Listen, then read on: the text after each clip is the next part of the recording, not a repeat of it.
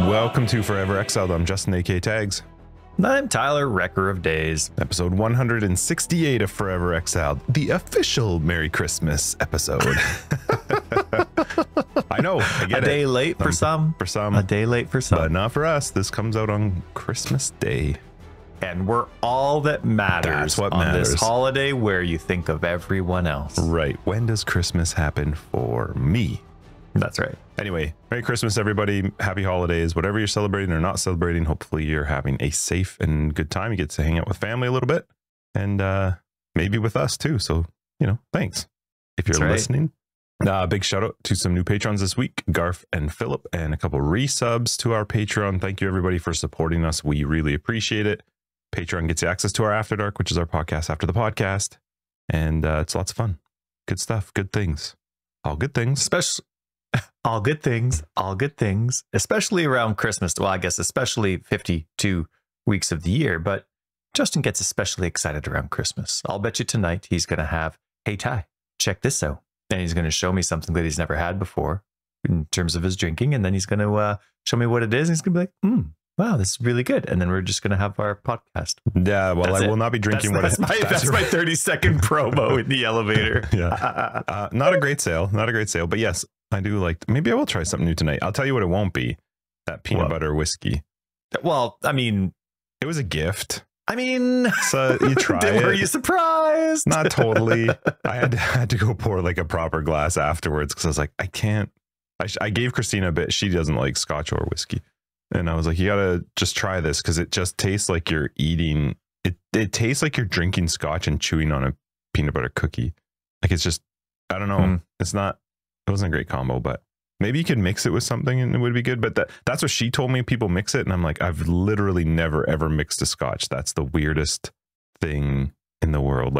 Besides mixing it with a cold stone, there's nothing I would mix with my scotch. You ever tried White Owl? Yep.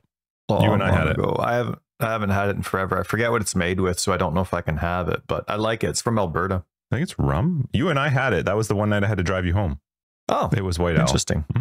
It's one of those drinks that it kind of scratches all those itches, whether you're in the mood for vodka or for rum or for scotch. It kind of has this tone of everything. And it's kind of cool because it's that clear, but it's white like vodka. But anyway, I haven't had it in forever. I should check out its ingredients. And there's a lot of rums that are white, that are clear as well.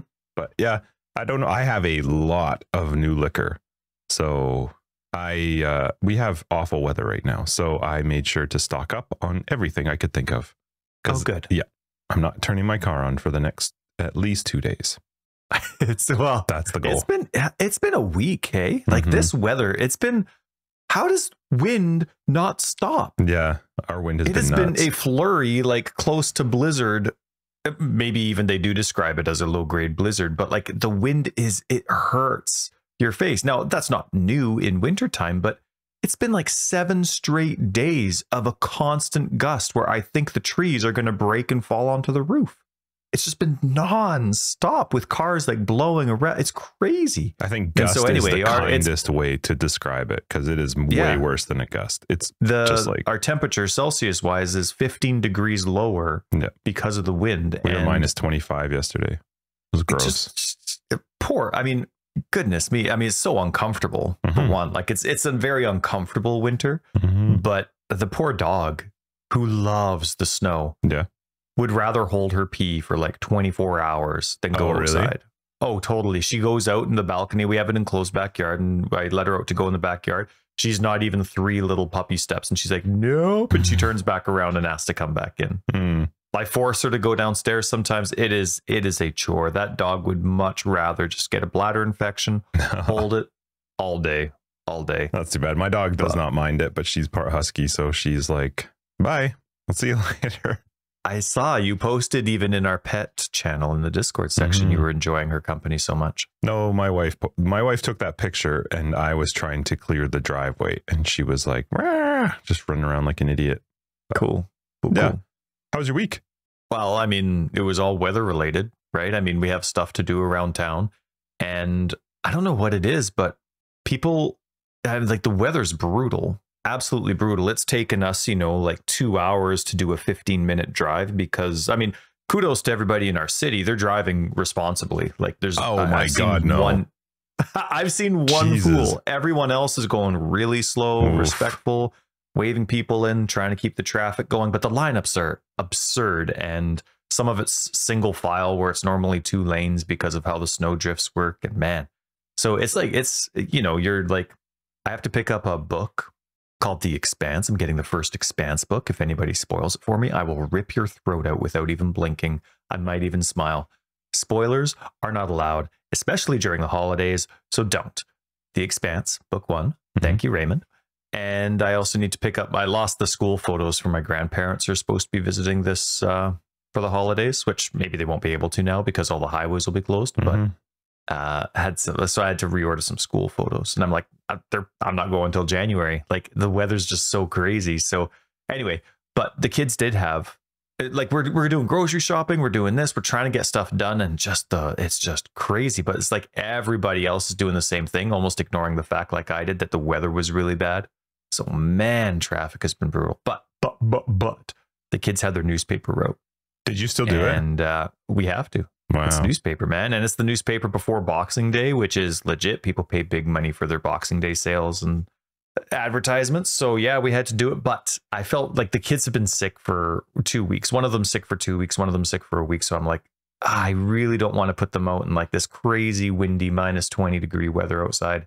So my wife, who has this week off with vacation from work, she drove the kids around. They're all bundled up.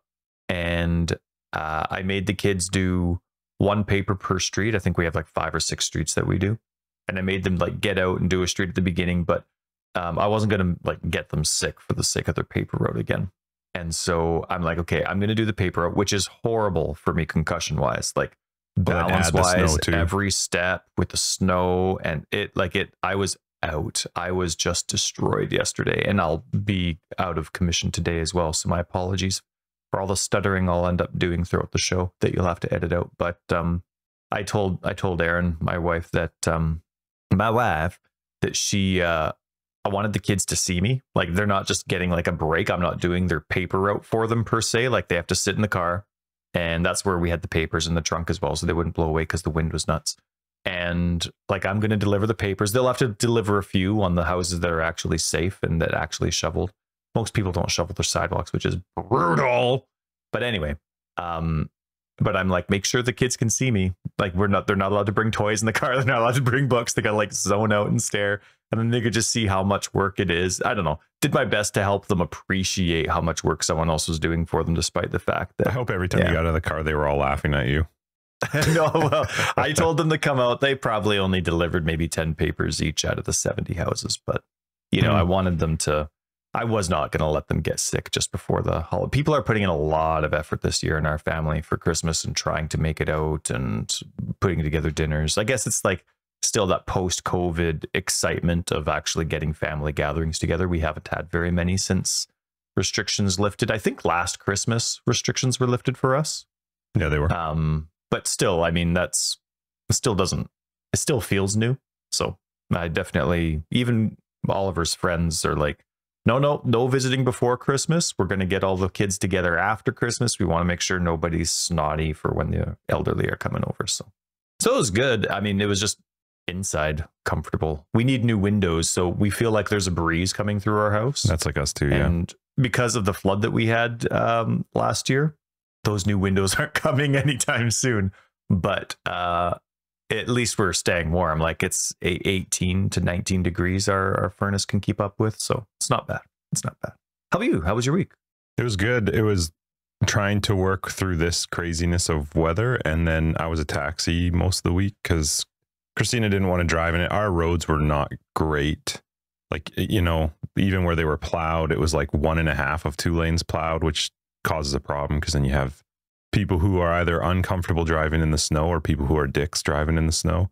Like, oh, I got a truck, I'll drive on the side. And then I don't know how you thought that they were good. I mean, granted, sure, like 80% of them were good. It's just that 20%, there were accidents everywhere. Really? Everywhere. I didn't see any of that. Oh my gosh. It was crazy. And to take it, like just as an example, to get from one spot in our town to another on our side of town that would normally take me 4 or 5 minutes took an hour. Yeah, it took me an hour to get there because of how slow it was, and because there were trucks that were broken down. They were blocking off the highway entrances. I saw a Tesla crash into a sign. We saw You saw it? Yeah, just went right off the side. We saw two people, just one person couldn't brake hard enough, went right into the back of the other as I was driving Christina home yesterday. Like, it was just, yeah, it was mayhem. So we spent a lot of time trying to just get everything done this week, because my car doesn't have any problem with this weather. So we were like, well, let's get everything done, because I told her I'm not turning my car on for the next 2 days. Unless like a child is dying or Christina's dying, I'm not turning my car on. So it was a ton of driving around, like just getting around. My dad too, I took him to get stuff because he wasn't comfortable driving his car. He got hit by a plow, like a snow plow. Yeah. Snow plow. In his car. He was in his car, yeah, but the snowplow just drove straight out of a parking lot, didn't even look, and just took out the front of his car. Thankfully, he was fine, and his car's not written off or anything. Yeah. Okay, good. But so took off the front of his car, you said? I hit the front of his car. Oh, okay. But it wasn't like right off or anything. It was just, he's got a big, huge gash or thing or whatever. But so anyway, I drove him around a bit. We did some shopping, got stuff ready for himself, and then we bought a bunch of stuff for Christmas. So yeah, it was mostly just a bunch of just taxiing around, making sure everybody had their stuff, even up until last night, just getting people out to save on that needed to get there, grabbing stuff we needed. And I must have said to Christina at least 8 times, like, this is the last time I'm going out. Is there anything else?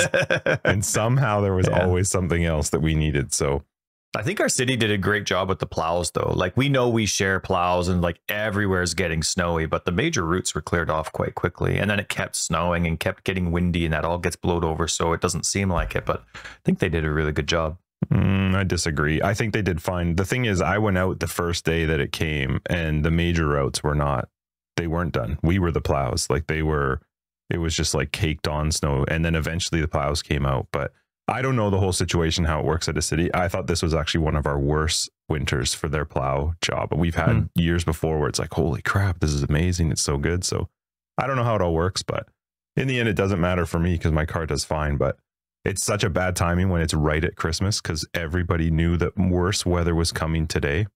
So there was this rush to like try and get your Christmas shopping and all your stuff ready. And that's what was causing these just monstrous delays to get from one place to another. Like, to go pick up Christina from work, which I was doing most of the week since the snow start. That drive is normally 7 minutes for me. That was a 30 to 45 minute drive each way to get her, just one way. And then I'd have to like try and figure out which route am I going to take to come home. And then the wind makes it even worse, because if you try to go highway, which the highway tends to be more clear, the problem is the wind, because the wind just flows right across. You can't see anything.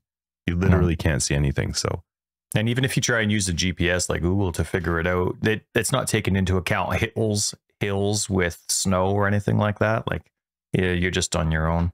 And the crazy thing is, now we have in what, 2 or 3 days, it's like 50 millimeters of rain on Christmas Eve. What's today? Oh, so that's tomorrow. So yeah, we're getting a huge dump of snow today. It's already turned into freezing rain and snow, which is awful. But 50 millimeters again. Yeah. We're going to get like another 200 millimeters, but spread out over the week instead of 2 days. Yeah, because all the melting snow. I know, it's going to be crazy. Right. And when we flooded 13 months ago, they're like, oh yeah, you're going to get 240 mils in like 2 days. That's like a once in a century thing. And I feel like we've been really close a few times already. Obviously not, because we haven't flooded. But anyway, crazy weather. And obviously people are having like ridiculous weather everywhere. I'm seeing stuff about, you know, like news articles from all over the world about worrying about whether it's the east coast of Canada or the States or in the center or locations in Europe. I get because of Formula One stuff. BBC is one of my main news feeds that I get, and so I get a lot of local weather reports from BBC as well. But yeah, it's just crazy weather all around. So good luck, everybody. Stay warm, stay safe. I had a meeting on Wednesday with this executive from Toronto, and it was a Zoom meeting, and I said to her, I'm like, where are you located? And she said, oh, I'm in Toronto. And I'm like, what? You have sun? Like, what the hell? Your backyard? She was working from home, and I could see into her backyard, and it was like sunny. And she's like, yeah, apparently you guys got all of our weather. this year. I know that they were about to get hit. Apparently Ontario was about to get hit with some pretty bad weather. So very hard. Yeah. 100 kilometer an hour winds. It was it was an interesting week of playing Taxi. I did start your show Archer. I started watching that. Oh, you did. Yep. You were very skeptical, so thank you for because I didn't like it the first time I watched it, and it still, even this time, took me a bit to get into it. And there are still some episodes where I'm like, okay, whatever. But I'm typically doing also something else while I'm watching it, so it's a little bit easier. Oh, it's one of those shows. I know it sucks. You're always going to have that, but where you're watching it on the side. But it is one of those shows where there are very fine details that really add to it and really make it funny. Yeah, but keep going. It's been it has been funny. I laughed. There was one line where they were at Monaco, like they were actually at the F1 Monaco Grand Prix. And at one point, Archer jumps into one of the cars because he's chasing somebody, and he says, he makes some comment about how am I supposed to be able to drive with this massive boner as he's like in the car. that did make me laugh, but yeah. So I did watch that while I was doing some rapping too. Like I had to do my rapping yesterday, which I hate rapping gifs. And then otherwise this week, also. We had a very fun Sunday because we did an interview episode, which I don't really want to spoil, but I have to say it was amazing. So that's coming out next week, January 1st. It'll be our first episode of 2023. Yeah, we recorded episode 169 before 168. And 2 days after 167. But that was a lot of fun. So that was a bit of my week, was also that, getting that edited and ready to go. Yeah, you know what? It was a good week. It's leading up to Christmas. The kids are always fun at this time of year, and they're super excited. And families coming over for Christmas. Hopefully, we'll see. I'm hoping Ethan's going to be able to come out. Their weather's pretty obviously bad too, so I don't want them to drive if it's going to be dangerous. I did realize this morning that I forgot to invite my family to Christmas. Oh, really? Yeah. Now, here's the thing. So you're planning for a huge gathering and no one's going to show? We do it at our house every year. It's dinner at our house every year and everyone's invited. I feel like I've just gotten to the point where I'm like, that we're doing it. And this morning I was talking to Christina. I'm like, did you invite your family? She's like, yeah, of course. I talked to them. I'm like, I didn't invite any of my family. And she's like, what? Why? And I'm like, I just assumed that they all knew that they were coming for Christmas. So anyway, I was messaging my family this morning being like, hey, 2 days from now. That's funny. Granted, all of them knew. So good. Yeah, otherwise it was a lot of PoE this week when I had time. I had a lot of fun actually in Pathofexile this week as well. So we're going to get into that. But you know what? Good week. Excited for Christmas. Good. Kids are a lot of fun. So yeah, it's going to be a lot of fun Christmas morning, I hope. Hopefully everybody has a safe and not sad Christmas. Oh, there's Tyler and his messages. Tyler's D&D works different than everyone else. No, my D&D works just fine. It's like, hey, you don't want me to never remember, but here's a calendar notification, or here's a WhatsApp notification. And my phone is now on Do Not Disturb. You're very welcome. But I hope everybody, if Christmas is a sad time for you, just like Justin said last week, just hang in there, talk to people, ask for help, do what you can. Don't be ashamed about how sad the Christmas season might be for you. You're definitely not alone in that regards. I was speaking to somebody on stream the other day. I won't say anything that we talked about, but it's a lot more common than you think. Not saying that that's supposed to make you feel better, but you definitely don't need to feel alone.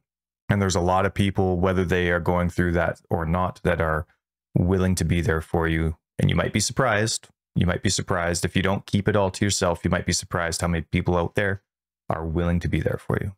But I am really excited while we're on the subject of next week's episode. I can't wait to listen to it. Yeah, it was good. Editing it was fun. One of the first episodes in a long time I've had to listen to the whole thing through. Wow, I'm glad you did. And speaking of interviews, I unfortunately didn't get an opportunity to... There was a streamer interview this week that GGG did with Grimro, and I haven't had an opportunity. And I like Grimro a lot, so I'm disappointed that I wasn't able to read through the interview prior to this podcast, but I am excited to read it. So Grimro, I'm excited to read it. Cool. Yeah. Did you get to read it? No. I skimmed through it. Yep, I did. But I did it this morning when I saw your notes. I didn't actually notice that it had come out. So yeah, I like them as well.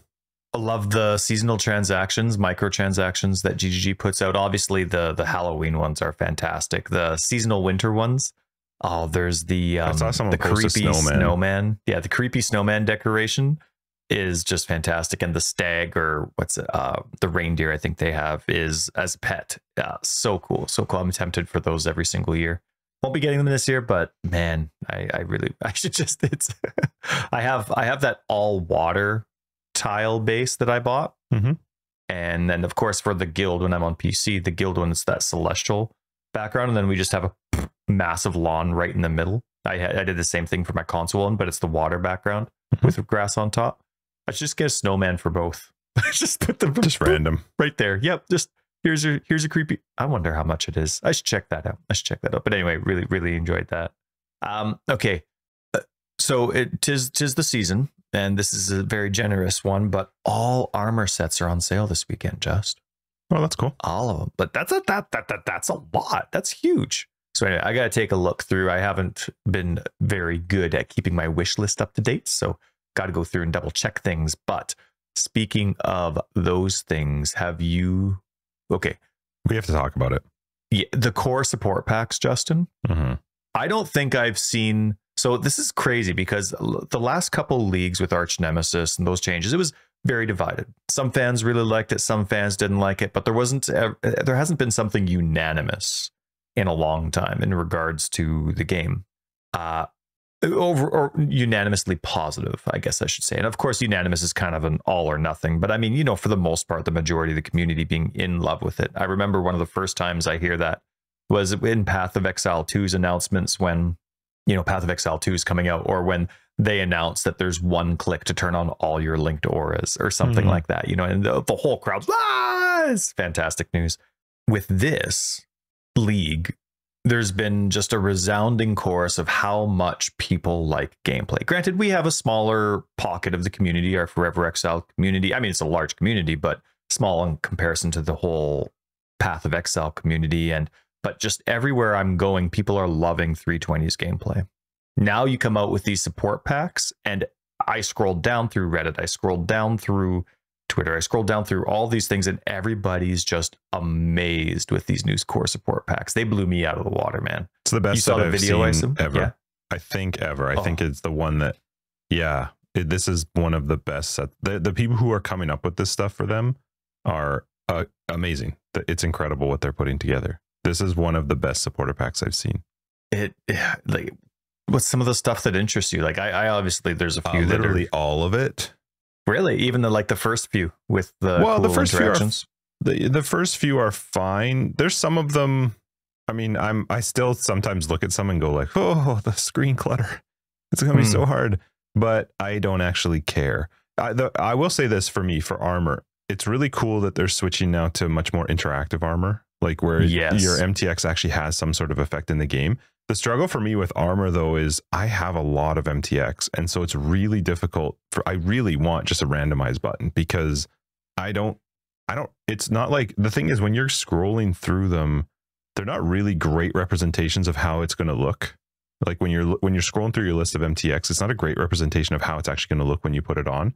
So then you put it on, and then you check in, and then I find it time consuming to actually figure out my MTX because I'm going through such a large amount. And so then when you add even more, like in this case, if you bought the highest support pack, you're talking 5 new sets of armor.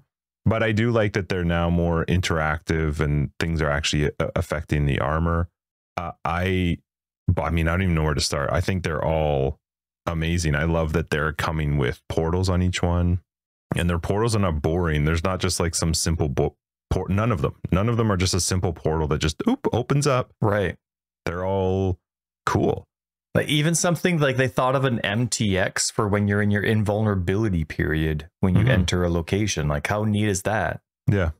It's almost like when you enter, I think it's Oriath, from like when you're going through the campaign and you get teleported. Yeah. Anyway, and like you said, like the crazy thing for me is like how they're like the interactive with attributes or casting and this kind of stuff. I mean, even that like Elden Ring circle they have on the back that changes a little bit the animation from when you use a movement skill. Yeah. Looks cool. Oh man, so cool. And obviously, like they're adding board games to hideouts. Yeah, that chess set was cool, and that they actually have plans to do more. Right. I thought of you as soon as I saw the chess set, because I know you like that in that one hideout you built, which you did yourself. I did, but it was with pieces. It took me like my whole league to make this chess set now you just because I did it on the beach. Yeah, I know, jerks. But it's fantastic because before there was these, who had the plates, the stone plates? I think it was Elrion as the master. Remember when you used to have to go to each individual master to see what you items they had, and you had to unlock as you progress their missions. That's what unlocked the MTX. That's why I forever hate Alva. That's the whole reason I hate her. So I think it was Elrion that I would have to go to for these bricks, but they weren't rectangle bricks. They were like partially poorly cut triangle bricks. So I actually had to take 2 bricks of the same kind and rotate them 90 degrees, but line them up so that you couldn't see the seam, the lineup. But you know how it works in PC land, just in MTX land, or hideout land. Sorry, there we go. Where it's like the small little inclination in the actual ground of the hideout would like slightly raise something. So now it's like really chippy and clipped. And oh man, so I did like 8x8 of like half block and half block, matching it together. Oh, my wrist just cramps thinking about it. And then I did the beams for the outside, and then I used the masters on one side.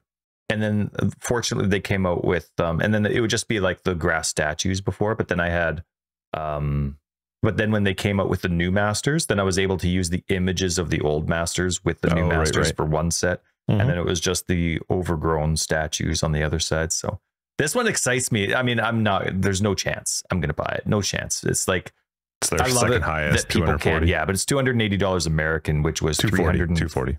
Oh, right. So then it was 326, I think, Canadian when I checked it out. Yeah. But oh my goodness. But just the fact that like they'll have other chess set pieces coming out later, they mentioned, and they're planning to have like other board game things that you can interact with. And you can even do that, I think they said, in the guild hideout. Yeah. Like, anyone that comes through can move a piece. Like, that's really, really cool. And then, of course, the final one. No, you go ahead, because I'm going to bring up the final one. The final one, we definitely got to get that. I love the one where I thought of you again, where it sucks in all of the pets, because I was just like, oh my God, Tyler's Wetas will just like explode for days every time he opens a map. It's such a funny idea. Like, what a clever, and it looks like this grind. I just thought that was amazing. It was nasty. Such a funny idea. That's like an animal rights. It was so good. Yeah. Oh my goodness. But yeah, I have over 100 pets that aren't Wetas, like just one of each with all the different things I bought. And they're just wandering around my all at sea hideout, having a great time. But I couldn't tell, but it looked like in the animation too, that the animals were trying to run away, which I hope they were, because that makes it even better.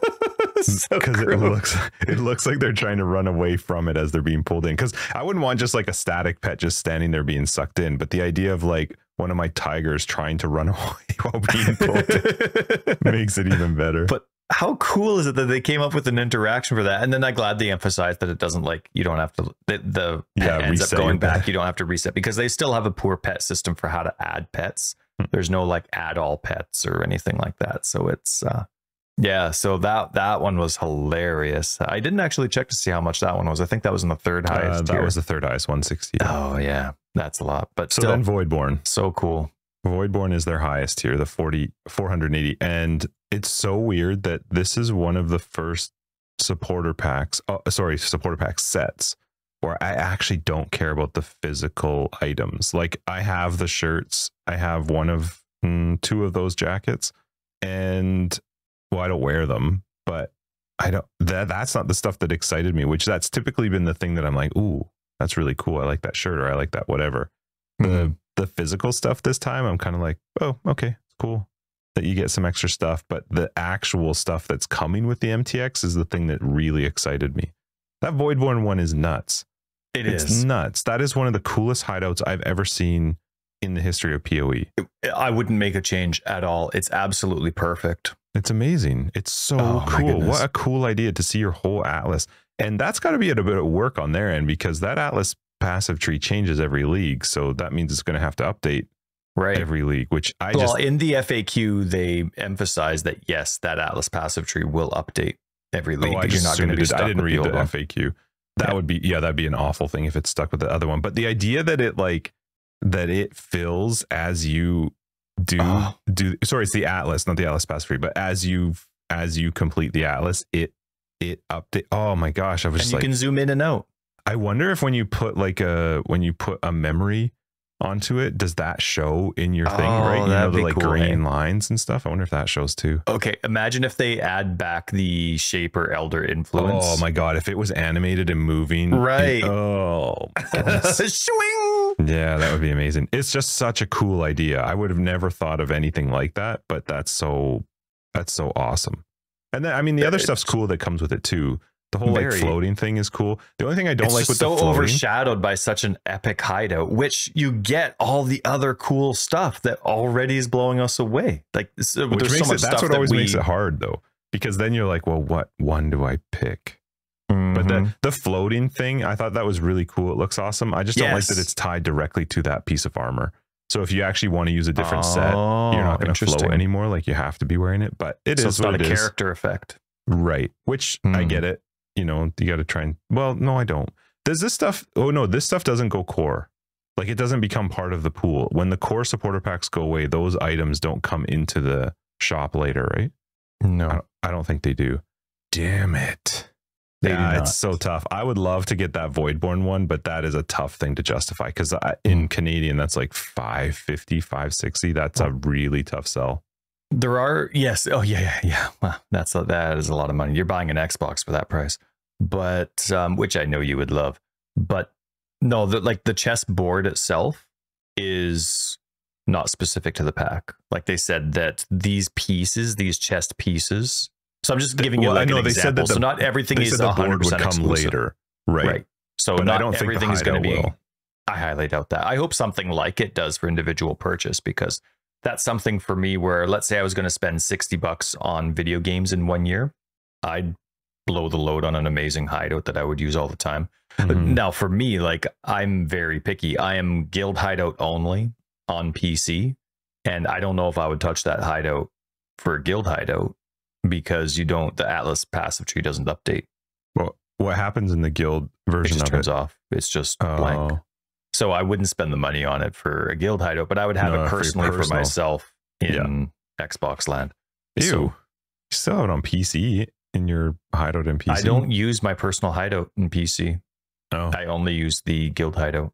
I mean, I have to go to my personal hideout to trade, but yeah, I don't know. They did a really great job, but it was really funny to watch them and feel like I didn't care about the physical stuff. That's not been normal for me. With the supporter pack. So yeah, they look great. They did such a good job. Agreed. I don't have much else to say. They look awesome. I'm not sure what I'm going to do about any of them. I want to watch it again, but let's just pause the episode and just watch the video again. No, it's like 7 minutes. It was sweet. I love it. When I saw that it was 7 minutes long, I'm like, what's going on? Like, I don't remember if they're ever 7 minutes long or not, but I'm like, that seems a long time for it took me half an hour to watch it, at least, maybe 45 minutes. Because you were driving? No, just work. But anyway, it looks awesome. It does. Patches. Yeah. Lots. The big 0.1. And you know how we always joke around about. Okay, go ahead. Go ahead, you say it. Well, I don't know what you were going to say. I wasn't going to say about the 0.1. What I was going to say that was funny was that they sent out a message saying like, hey, here's what we're working on. It should come out later this week. And then later that day, it was like, hey, we're taking the realms down. Patch is coming. And I'm like, what? Already? They said this was coming out later in the week and it came out it literally came out the same day that they said that, which is awesome. It is awesome for almost everybody. I have gripes about it, but I'll bring that up in a bit. Right.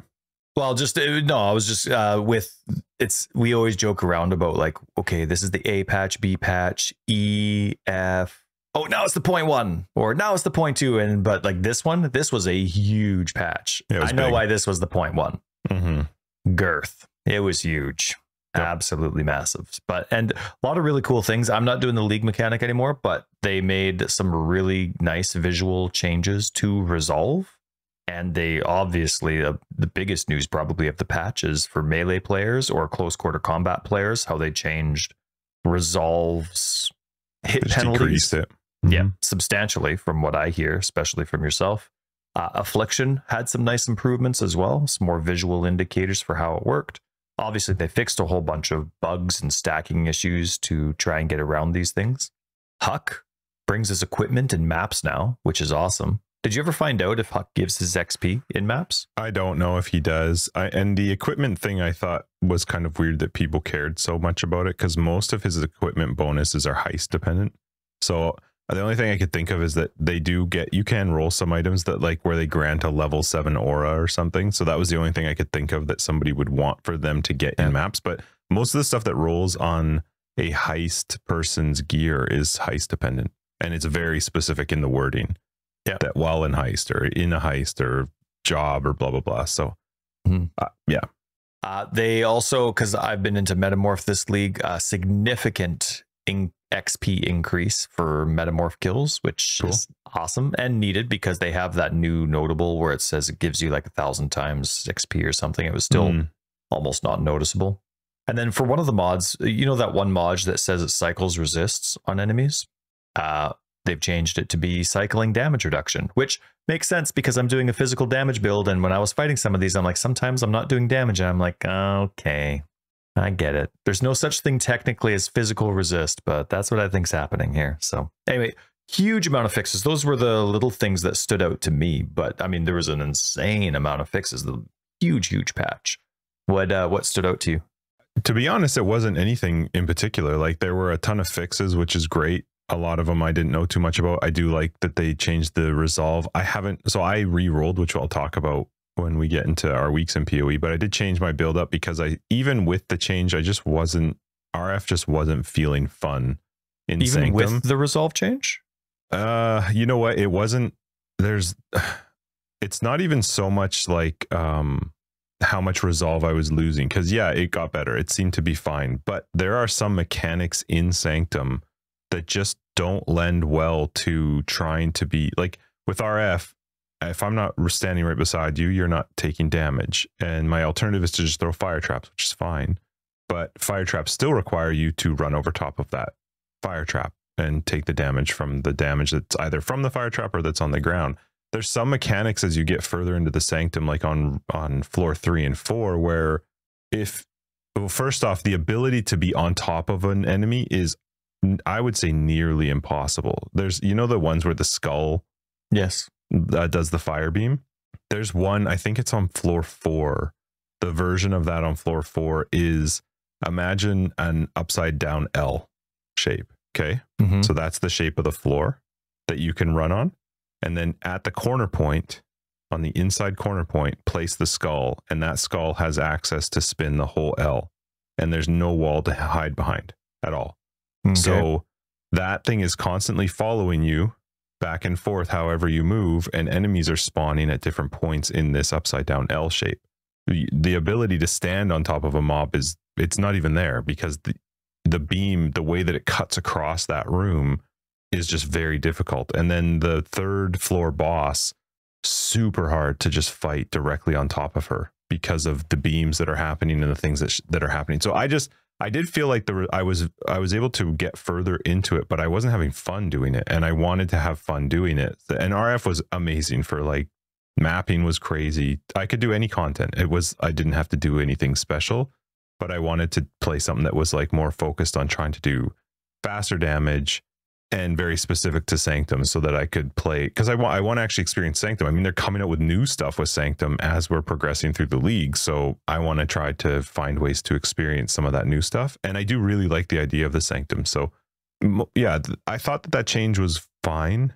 Like, it was good, it was necessary, but it didn't help as I got further into the Sanctums, at least for me personally. And I didn't want to put in the effort, because there's one of the struggles. I hope that it's something they figure out or maybe address, or maybe they're just fine with it. But to try and run a full Sanctum is 32 rooms, right?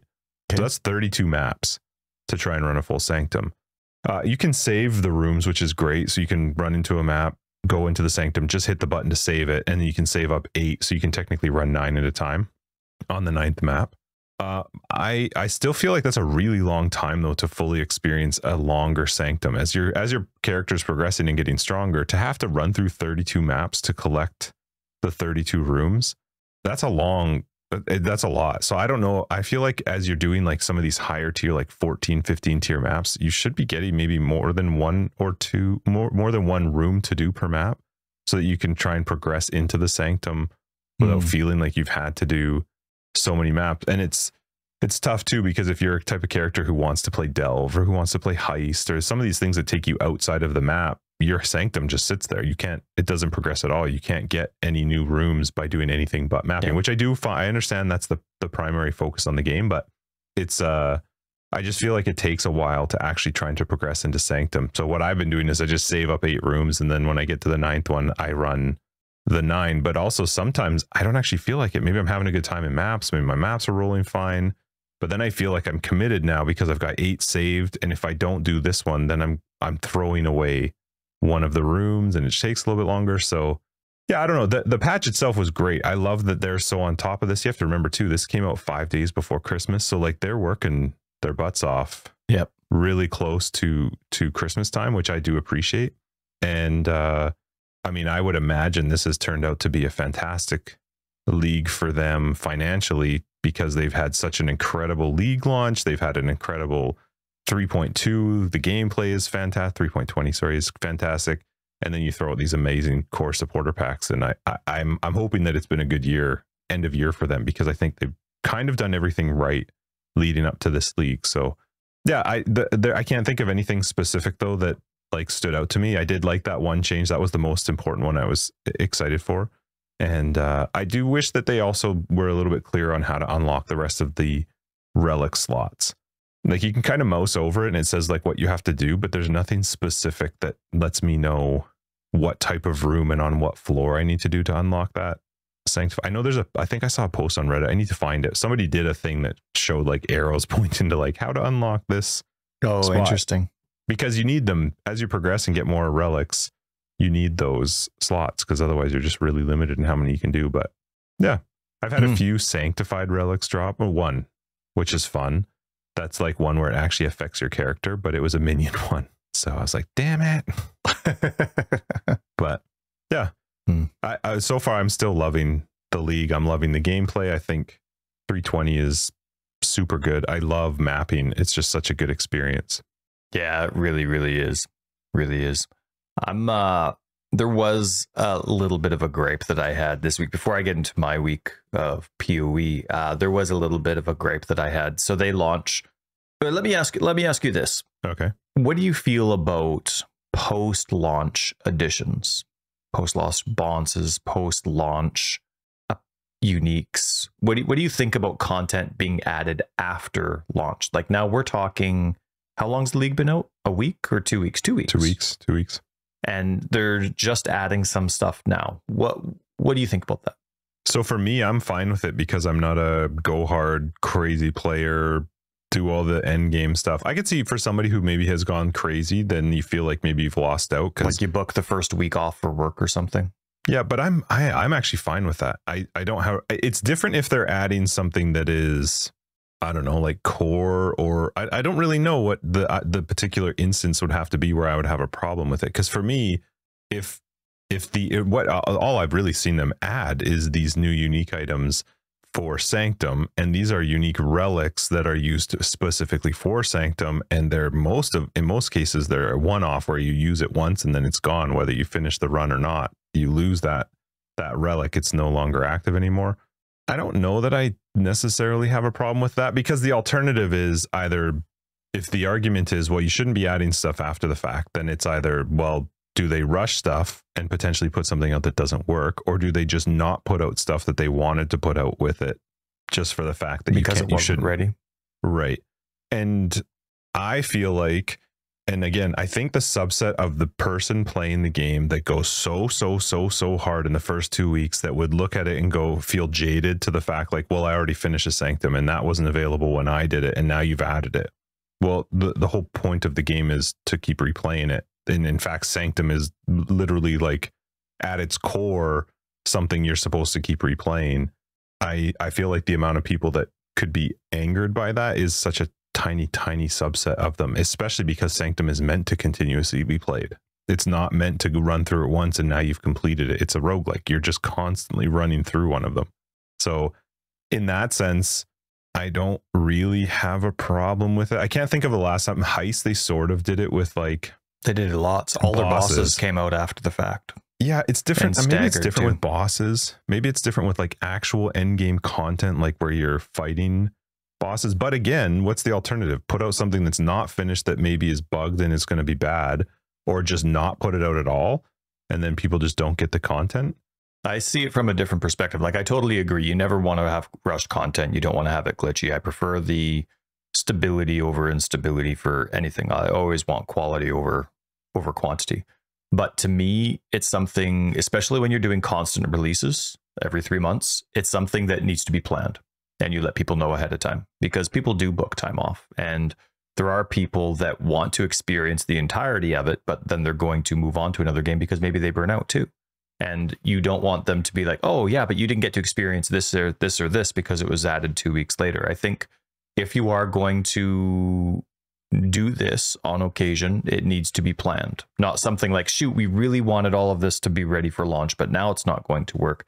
You let people know when you're doing the reveals or the patch notes, like, hey, we have some stuff planned for later, right? You even say that when you're dealing with the like original dates, right? And that's when, like, hey, maybe even when you're doing your date reveal and, you know, people are starting to book time off or consider booking time off, be like, hey, listen, we're planning on doing some content that's going to be released a little bit later.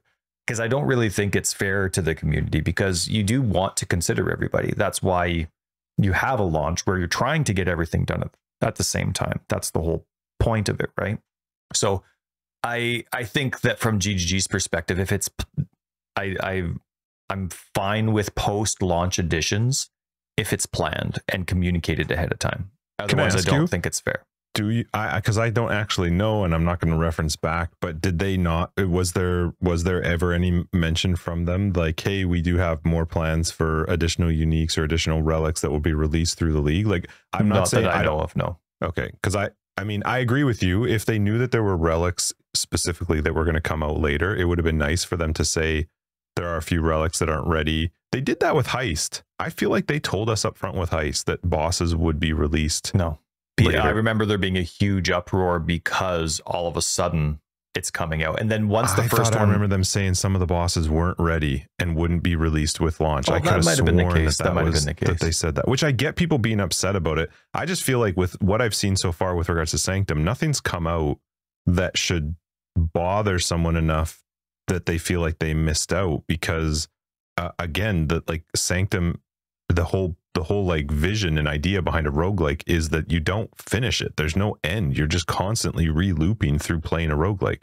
True, but people aren't going to be playing the game for that long. So maybe you're putting all that time that you would into Sanctum into the first 2 weeks, because that's all your personal time allows. And then, you know, your life picks up after that.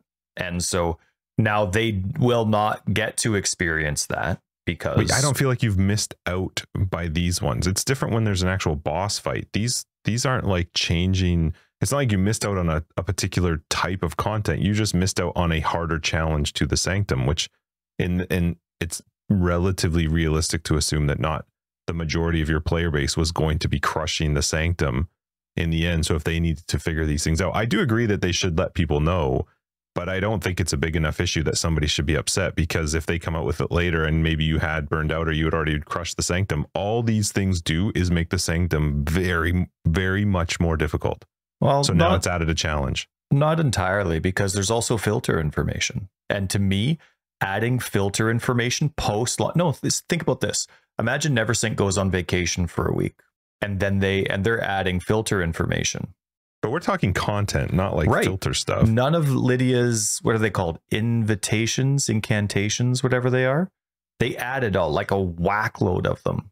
If Neversink was like, okay, sweet, here's the patch. This is launch date. I've got it all ready. Check, check, check. Everything's good.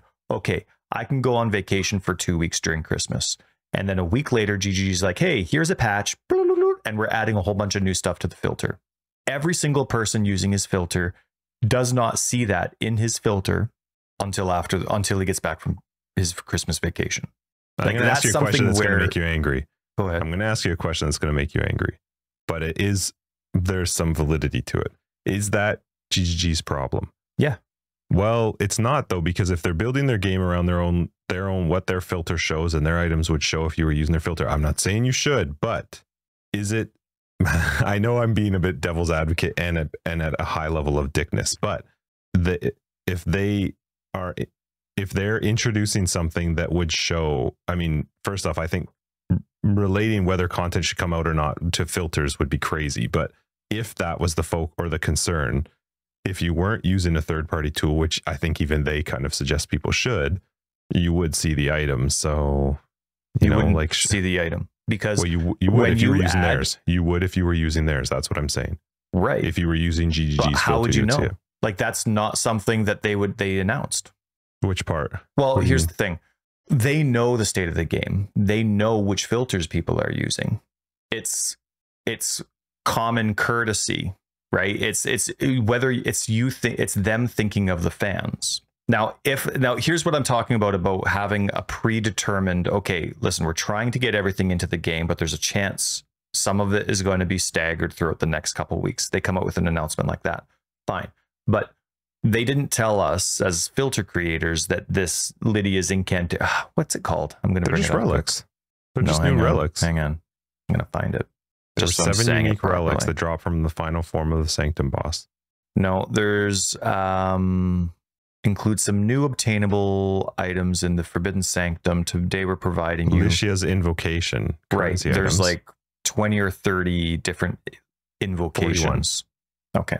So whatever it is that those do, that wasn't stuff that we could add before the league came out because our filter would have incorrect code and it wouldn't work. We weren't aware of it. So if they were able to design a system where, okay, this is what we're putting into the game later, but now it's technically disabled. You can put it into your filter like a disabled div card. It doesn't screw over your filter to have a disabled div card specifically in your filter. Put all this in your filter. Now, whenever it is that we choose to release post content, then it's fine. They know the value of filters. Filters are the most important part of the game. You don't have a good filter, you don't have a filter, and the game sucks no matter what gameplay you do. No matter your bug fixes, there's way too much crap on the screen. Filters are the heart and soul of a good experience.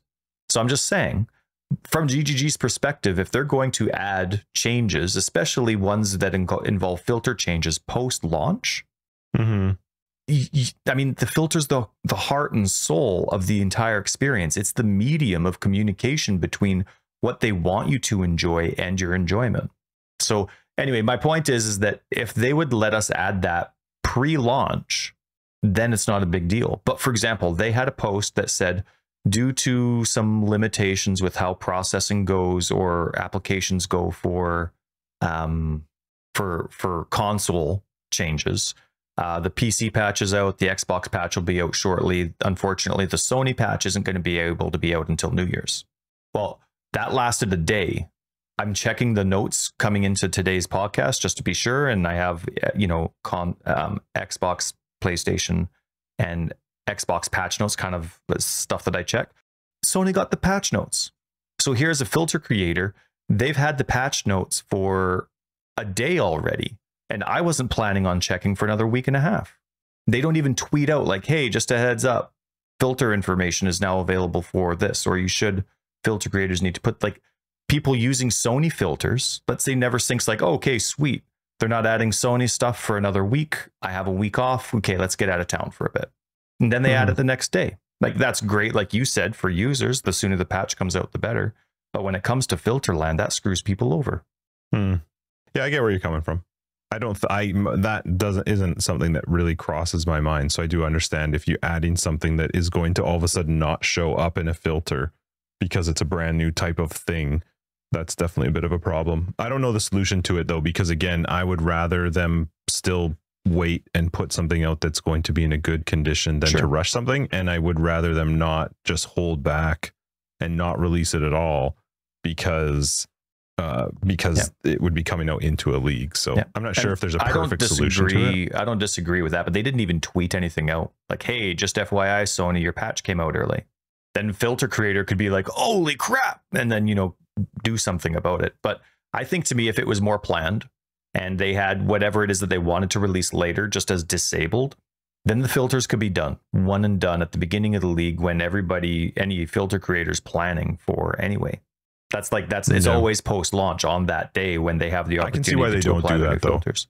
Because the problem is if you do that, there's a risk of people finding out what that is, and then they choose later on to not release it, and now they have to sort of backpedal as to why they didn't release it. Versus if you don't put it in there at all, people don't know that it didn't release. But there's I mean, that's the same thing for every single filter release though. You don't get information as to what it is. You don't get which version of said base type is more valuable than the other. You don't get drop rates. You don't know anything except for what the title is, and that's always released pre-launch.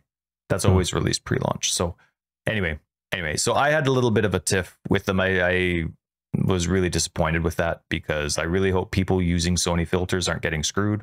Hopefully, I mean, I'm sure GGG and NeverSync talk all the time, so maybe it didn't cross their mind to let everyone else know. I don't know. But either way. he tweeted the following day after the patch notes that he added the new Lycia, whatever invocations and uniques that were added this night to the filter and filter blade. Okay. So I doubt he knew ahead of time either. It sounds like, because this was a day after that they came out. So I forgot to tweet the Sony people. I should let them know. It is what it is. I do understand where you're coming from though, but I don't know the solution because I would rather them not hold stuff back. Yeah. Well, I think they can do both. Communicate and still do the post-launch. I'm fine with post-launch if it's communicated properly. Well, the problem with communicated properly is, what does that mean? That they're tweeting so you see it, that they're posting on Reddit, that they're making a forum post, or that they're specific as to what it is? I don't know. Sometimes I get confused as to what people want them to communicate, because is it enough to say at the very beginning, we're going to be releasing additional content as we go? Is that enough? Or do you actually want, what do you mean? Yeah, when you say I think that's properly? perfect. I say, hey, because I'm thinking about people, which I'm not that kind of person, booking time off for the beginning of a league, or they want to maximize their booking time off of their very busy schedule to maximize their PoE experience. It's going to be short, 1 week, week and a half, something like that. And if GG says, hey, we're going to have a staggered content release this league, we just have a lot of really ideas. We were hoping to get it all out for the beginning, but we couldn't. So we don't have an exact timeline, but if they even just say something general like that, then you know not to book off the first week. Maybe you book off the first week of the next month, right? Like week 5, right? Sure, you miss out on some of the store stuff, the marketplace stuff, but now you're picking and choosing. If you're a marketplace person, you're booking off the first week no matter what. If you're a content person, you're booking off week 5 instead. But then at least you have all your content. Yeah, I do agree with you. I think my struggle is just that if the content that was being released later was like, hey, we only have the first 3 floors of the Sanctum finished, the 4th floor of the Sanctum's coming out within the first week or 2, that to me is a big deal and needs to be communicated. Very different, yes. The idea that some new uniques and relics are being added, and that to me isn't as important. But I do understand what you're saying. I think it would have been enough to have said, if they hadn't, to have said it in the patch or the release or something, that we do have more stuff coming within the first few weeks of the patch. I would have been fine with that too. I'm surprised that they didn't. But in the end, if they add stuff that keep people playing or bring them back, I don't think that's the end of the world. As long as, like I said, it's not some major piece of content that they're just missing out of. But if they are, I would still rather it come out polished and later than broken and early. Agreed. So this week, of course, I made a little post. Did you? Where'd you do it? Well, just on their website, but saying like, hey, you gotta let filter people know when these things, you gotta give them, make an announcement, tweet it out so that people that actually are into actually making this content can, I feel bad for the Sony people. I mean, that post happened, that patch happened yesterday. I had no clue. Right. And so people that are following my filters, hopefully not NeverSync, or hopefully it NeverSyncs as well. Hopefully it all got fixed soon. So anyway, I just did a thing like, hey, you got to let people know when there's actual filter changes, like an announcement or a tweet. But man, this week, when I haven't been playing, it's been filter brainstorming for me. Tons and tons. Just trying to figure out okay, do I want all of my corrupted items to show a red border, or do I want them to have a red background? And then that determines, okay, well, which one am I going to do that one for? Okay, I'm going to do my, recipes the same way, but then, okay, where do I put the corrupted one? So where do I put the corrupted block so that it only shows the items that are going to show? So it doesn't show every corrupted item. It only shows the ones that are, but I'm trying to do everything with the continue function. Anyway, I've been having a fantastic time in my brain while I'm out doing stuff, but In terms of gameplay, I've been very kind. My wife's been very patient with me, but I've told her now. Did you just, I think you missaid that sentence. What did I say? I've been very kind. No, my wife's been very kind. Yeah, did I screw that up? Oh, shoot. Yeah, I've been very kind. I've been very kind. I let my wife think about playing Sims once in the last 2 weeks. No, she has been very kind to me and let me have unlimited reign over our PC. And so I could play tons of PC content. So that I don't know what I screwed up saying, but I hope it didn't sound that bad. But anyway, so it's been a lot of fun. I'm doing a Reaper Elementalist. It's pure physical with Impale, seeing how it's working out. And as I mentioned last week and probably the week before, this is a test league for me. I'm thinking of replacing the Reaper with, or sorry, all my zombies with Reaper, and I want to see how it does with single target, with clear, how much survivability investment is required, if I can get away with minor investment on gear, or do I actually need some decent investment on the tree along with gear? And it needs play style. I need gameplay experience to figure that out, because the Reaper, of course, has that really cool interaction where you can tell it to go attack somewhere for a really strong hit with a button, but that same button also reses it, summons it if it's dead. So maybe I'm fine with it dying lots if I'm not really missing out on too much DPS, right? If I'm just able to res it that easily, because it's not even like I have to pay attention to it. I just keep hitting the button whenever I think I'm going to send it to attack, and oh no, I'm resing it. So it's fun to actually interact with it. I'm trying to see what my preference is. I've logged on to now that 0.1 is now available for both Sony and Xbox. I've loaded my default zombie build, which has tons of investment into survivability. I've loaded that build properly for 3.20 on console, but then I've switched the Reaper in. So of course, right away it sucks up, eats up all my golems and all my specters. It's one of my favorite things about the Reaper, though. I don't have to care about support minions. I don't. It's like, goodbye specters, goodbye crappy non-existent crappy UI. Like it's like a specter hater, and I love it. That's one of the reasons that I want to switch to Reaper. So I'm playing around with that, in like corrupted T16s, seeing how it's interacting with some pretty harsh, surprising content. Like the harsh content that you have no idea why it's harsh, but it is. Like all these different mods interacting with each other, and you're like, okay, it's probably gonna suck. And then you're just playing like you're a glass cannon, even though you're tanky. So anyway, I've been having a lot of fun with that, because as I was gonna say, my wife's been playing Sims a little bit this week, so gave me an opportunity to be on console guilt-free. And the PC version that I'm doing, I'm 85, 86, I think. I'm still in yellows. I'm bordering yellows and reds now. I think last week I was bordering white maps and yellow maps. Now I'm bordering yellow and red. And I have no survivability investment on this Reaper. None on the tree. It's all offense and then my defense for my specific character. And then I'm just going to focus on things like bone rings and hope that maybe that elemental, because I have a nicely buffed up determination that's working well for the defensive mitigation for the Reaper.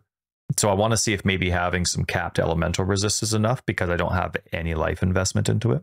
So anyway, just going around, I'm having a really, really fun time. But I have a question for you, and maybe people listening can type in and help out as well. Are you familiar with the Behead gem? I brought it up a few weeks ago, but for a completely different purpose. Yep. Why doesn't Behead work the Reaper? Soja and I were on Twitch a week ago, maybe, and when I allocate Behead to the Reaper, it doesn't even show up in its icon. You know how like you get the little square icons with a letter or something that show up when a skill is being supported by something? Behead doesn't even register. I think it's a glitch. To me, the Reaper matches perfectly with Behead. So supported skills would have the plus to melee strike range. Supported skills more damage with hits and ailments on low life. Right. So that would apply to anything. What's the very top of Behead? It says supported skills have melee strike range. Well, support melee attack and strike. Okay, perfect. So that Reaper works with other minion gems as well. So to me, those first two, the increased melee range and the more damage on low life, to me that would work. It's a melee. That one makes sense. The next one doesn't. Killing blows from supported strike skills with the melee weapon against rare grants the modifier. That wouldn't make sense to work with the Reaper because it's with the melee weapon. But the Reaper has a melee weapon. I don't know. Either way, I couldn't tell you why. I wanted the extra range and the low life damage. I wanted behead on it. And to me, I would think because it's actually holding 2 scythes that it has a melee weapon. So it says that it can be used with dominating blow. Right. And it does work with zombies as well. It's just not the weapon part of it works. Only the melee range and the low life damage works. But none of it works with the Reaper. So I was really curious why not, because it seems like a perfect fit. I really want that extra melee range. And I just like low life. Like I love having punishment and behead and just having that extra low life focus. And for me, that's because bosses are typically double staged in PoE. And so I would rather have a slower first half, but a much faster second half of the boss battle. Yeah, I couldn't tell you why it doesn't. Okay. So if somebody listening could help me explain or help me understand that, I would appreciate that. Well, they don't carry any of the same top text. Behead and Summon Reaper. None of them. Behead is support, melee, attack, and strike, whereas Reaper is physical, minion, and spell. Like they don't share any of the... Well, what about if you load up melee physical? Does that share the same tags? As which one? Reaper. Melee physical damage support? That's melee physical support and attack. Oh, so it does melee and physical. And does the Reaper do melee or is it just physical? Physical. Huh. Wonder why the Reaper's not melee. If you load up zombies, is that melee? That doesn't say melee, does it? Zombie is spell and minion. See, so that's where my confusion comes in then, because with zombie, you can use things like ruthless.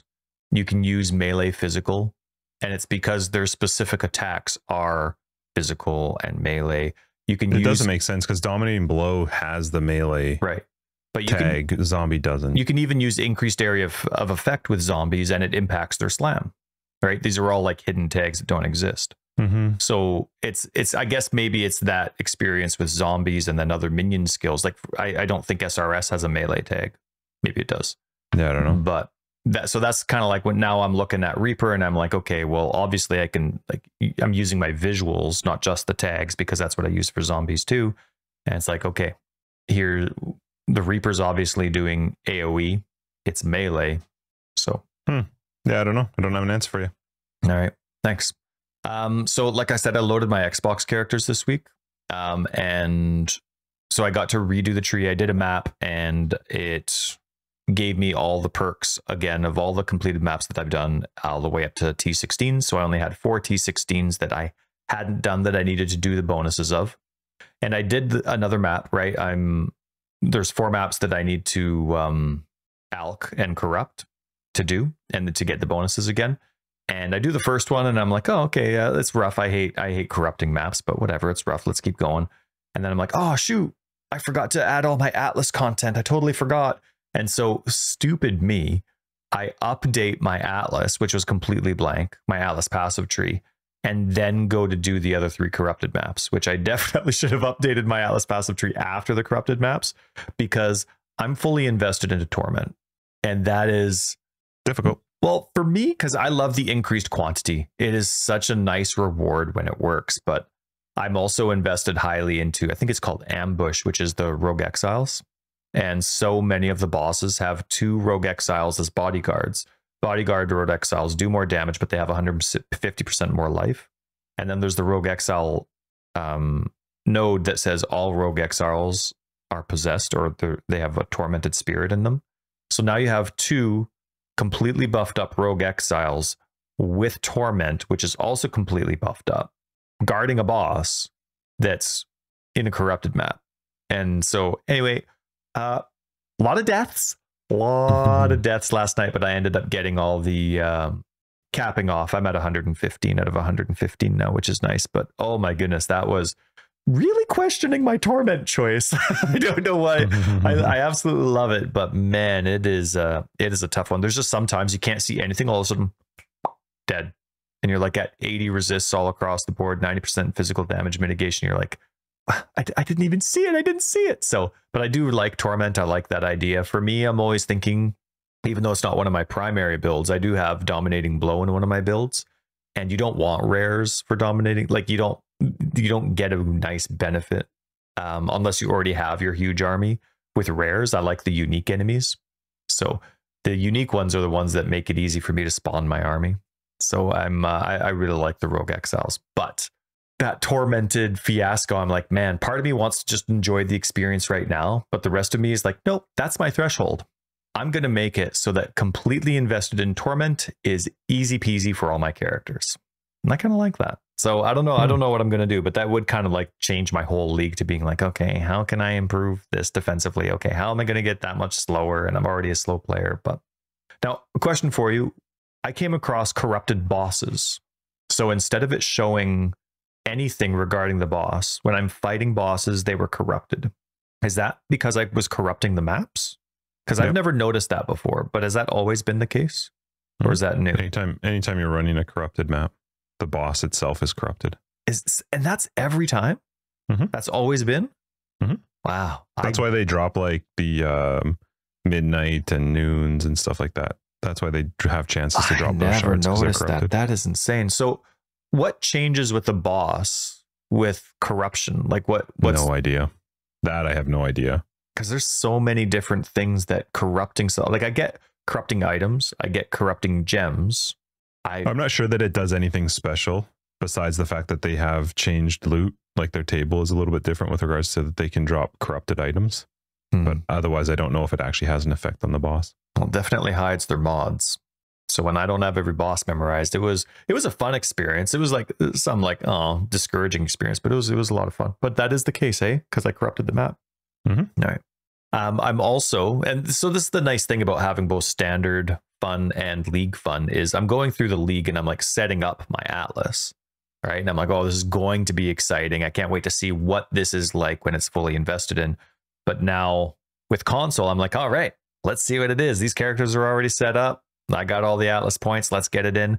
And now I'm like, oh, dang. But then there's also like the inclusion of other content that they've changed that I never really paid attention to before. Like Beyond, for example, was something.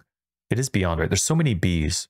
Beyond is where this stuff comes up out of the ground when you kill enemies on top of their little... And what's the purple circle that expands? Is that Breach? Breach. And then Blight's the one with the animation path. for that's awesome. It is. Yep. I really like that new change. But then Breach. Okay, that was Breach. No, that's Beyond. No, that's Breach. Breach is the portal. Yep. Blight is Cassia, the line that isn't Abyss. Yep. Which one am I talking about? How do I know? The one where they come out of the ground. Beyond and they comes spawn out of the ground. Okay. When you kill mobs. I never cared about Beyond because they had really annoying unique interactions. Those bosses that would spawn out of nowhere and monopolize your map and you had no idea where they were. Do you remember those? Yeah. They got rid of them, didn't they? Beyond was completely changed last league, I think. Yeah, and they got rid of all those really crazy unique monsters, right? But it still has some bosses. Right. But also, I'm playing through one of my corrupted maps. For some reason, every single one of them ended up having Beyond, which I ended up loving. I'm loving now. My point is that I'm loving the Beyond experience. It's monsters that are just more and more and more, but it's where you are. So it's not an Abyss, where that's why I loved Abyss, even though I hated the travel. Right. They're right there. They're coming at you. And I love unique interactions, unique monster interactions.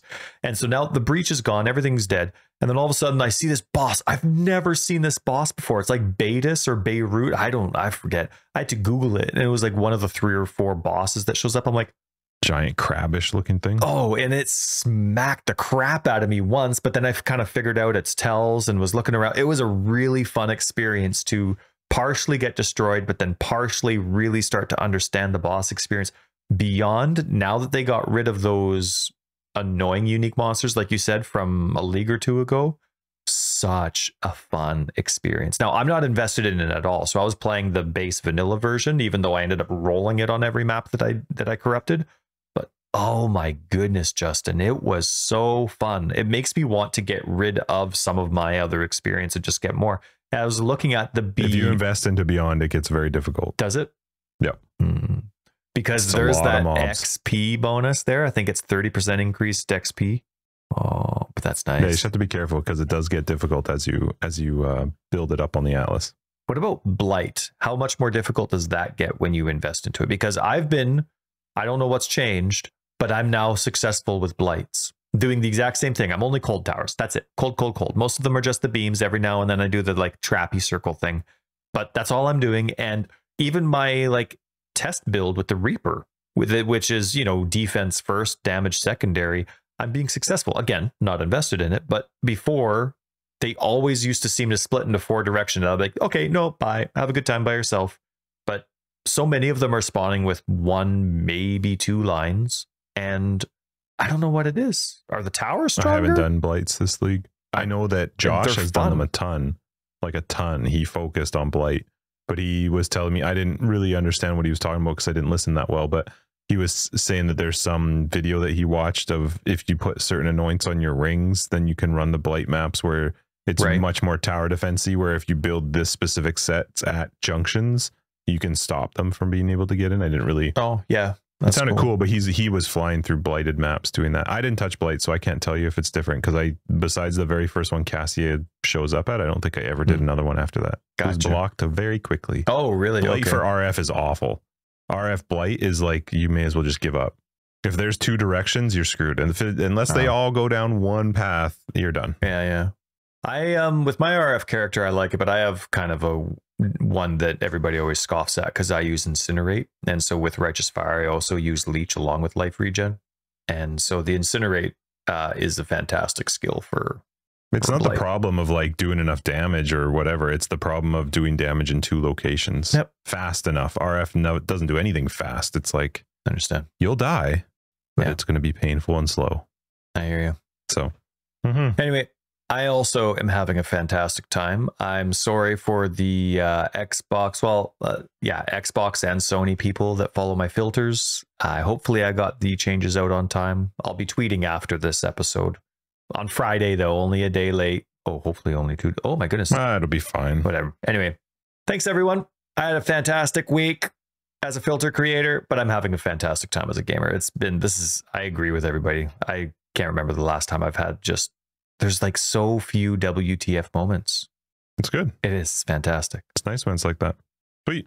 Well, I'll quickly just tell you my week's been fine, too. Thanks for asking. Sorry. No, I thought you already talked about it because you were talking about Sanctum. No, but that's fine. Sorry, I thought I was like finishing it up. Did you? I can do this very quick. I'm good at this. No. I want to hear. I just thought you already did it. My debate was, do I spend currency, because I had a lot of currency, to make RF better, or do I go with something that was going to make me have more fun in Sanctum? So I decided to go a different route. I decided totems, because I had heard totems and minions were good in Sanctum, and I wasn't going to touch minions again for now. Maybe in the private league, I'm not sure. Oh, we got to talk about that in After Dark today. But already? So I decided... I have an idea. I keep saying I have an idea, but I keep forgetting to bring up said idea. So I'll remember today, most likely. Oh. Anyway, so I decided to go with totems. Hang on. And I'm not it's been fun. I'm playing a chieftain. Idiot. Chieftain, and I'm playing with Consecrated Path. And that's really bright, man. I know. That is aggressive visually. You have like that bright. How many totems are going on with Consecrated Path? 2. Not 3. 2. You have like 3. When the fight's done, you have like 6 guys just waiting to smack. There's only 3 that are doing Consecrated Path. They're just doing it fast. So I am doing, but I had not really ever played with the idea of Earthbreaker before, and to be completely honest, barely even knew about it.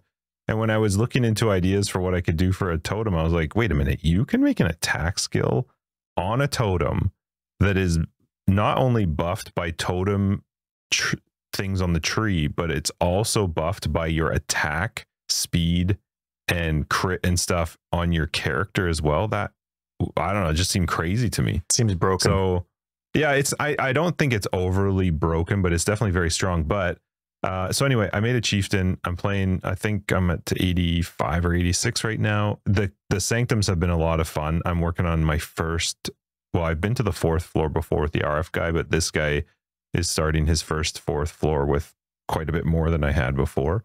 So we'll see how it goes on the 4th floor. But it's been fun. It doesn't map as smooth as RF. Nothing's really as smooth as RF. RF is just like chill, just I'm going to go through here and I don't care about anybody's damage. This hasn't been quite that strong, but I have been able to use a lot of my currency and get some upgrades for them. So yeah, it's fun. Good. I'm glad. we'll see how it goes. I had to pull out of essences on my Atlas tree because I mainly was into essences for the RF character. This guy I'm not planning on crafting much. And Jesus, I don't know what it is, but there is some stuff that like totems just melt. And for a totem build, when your totem's down, guess what? You're done. You're dead. And so what about essence? What's tying that in? Like, did the essences There's destroy some of the your essences, totems? yeah. Oh, some of the essence combos were just like your totems are gone, and then when your totems are gone, now they target you, and you're just like, well, there's nothing I can do. I can't get my totems down fast enough to start actually attacking them. And if I'm running away because I'm scared, which is what happens when you're being attacked, and I'm trying to drop totems, the benefit, at least with Consecrated Path, is they'll path to it, right? They'll attack and keep jumping to the enemies, which is why I wanted to do Consecrated Path. If you can't do it fast enough. So I was like, I don't even know I'm doing these essences anymore. I don't need them. I have lots stored up. I'm going to put them into something else. So I'm doing ritual because I really liked ritual. Like when the Atlas passive first came out, that was like I found ritual really fun. So I'm doing heist, ritual, shrines, and map bosses just because I've made a lot of currency selling map. Like the Eldritch and Crusader and like all the map that the maps that can drop, I've been selling those. So yeah, I'm having a good time. I think it's fun. I'm Sanctum's starting to get a little bit more enjoyable now because I can throw totems around the corner. I'm not happy that that's what makes me happy though. Right. You know what I mean? I'm not, it kind of bothers me that I felt like I had to play a certain or shift my style of play to play the content, but I really do want to experience the content. And I do understand that you can probably do the content with any build. I just was not having fun with RF. It wasn't, I felt like my defense that I'd built into my character was worthless. It's an archetype specific league. Yeah, it was so good in maps. It was so good in bosses. It felt fantastic in the core part of the game. But in Sanctum, I felt like all the investment I had put into that character became worth nothing in the Sanctum. Yep. And that was quite frustrating. So yeah, I've been having a good time. I've been leveled up in a day, and now I'm getting to maps. And now I think me, you, and Josh are all, because I think he rolled new ones, so we can all play together because I think we're all around the same level. I think he's still a little lower, but yeah, so cute. Cool.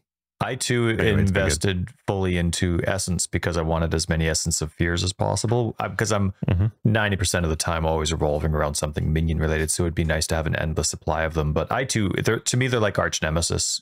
They have this one mod where it says Essence of Hatred, Essence of this, Essence of that, and I'm like, oh, I don't know what that means. And it's like they have all these things that just annihilate, and then, you know, that's without having two there. That's without having two or having that extra chance of an extra 3 mods on it. That's just normal. I had all of those, but it was the shift of RF to a different character is really tough because RF, you just don't die. I open those things up and I just stand there. They're going to die. Yeah. It's not a problem. So it's really hard to shift your head. It's like what we joked about with regard to Sanctum when it first came out. Like, what? I can get hit. Like it's shifting your mindset is kind of hard in this game. So yeah, good. I'm enjoying it. I'm looking forward to actually trying to push the end stuff in Sanctum and actually, you know, try it. Have fun with that. That's my goal. Anyway, we've gone long. We're going to wrap this up. Episode 168. Forever Exiled. I'm Justin, AK Tags. And I'm Tyler, Wrecker of Days. We just over 45 minutes today. Just over. 45? That's our goal. Every episode. 45-minute podcast. I was like, what timer are you looking at? Patrons. We'll catch you in After Dark. Everybody else will see you. Well, we won't see you. Well, we'll be there next week. First off, Merry Christmas. Next week is coming out January 1st. So Happy New Year's too, because we may as well say it now because we're not going to, maybe it's at the very beginning of the next episode. But anyway, next episode that comes out January 1st is going to be an incredible episode. Hopefully you guys enjoy it. We had a ton of fun recording it with this individual. And so we will actually be talking to you then in the next episode, which is 170. 170 is the next episode. Yes. All right, perfect. So we're figuring this out. Anyway, we'll see you in 170. Enjoy 169 though, because it was such a good time. Patrons, we will catch you tonight in After Dark. And listen, it's Christmas time. Justin, I need a drink. Go. My times are all over the place. Right here. Let me. So on the 16th, we record 167. On the 18th, we recorded 169, and we're saying, okay, Happy New Year's, because this is going to come out on New Year's Day. And then on the 23rd, we record 168. And then on the 30th, we're recording the After Dark for 169, which we recorded on the 18th, but After Dark's going to be on the 30th. So that's just We're figuring it out, but that's fine. You know what? You can ignore absolutely everything Justin and I just said, which is why you know you just listen to Happy New Year, and right. thanks for listening. You're all fantastic. We'll catch y'all later. If you're looking for more information, you can find down below. We got a website, foreverexiled.com. We're on Twitter, foreverexiled82. We have a Discord that is a lot of fun. You should be a part of. Our Patreon and other ways to support the podcast are also down below and on our website. And we appreciate your faces. We do. Merry Christmas and Happy New Year. If you didn't understand anything Justin said before, we love your faces. Just check our website for any links. Love ya. Bye.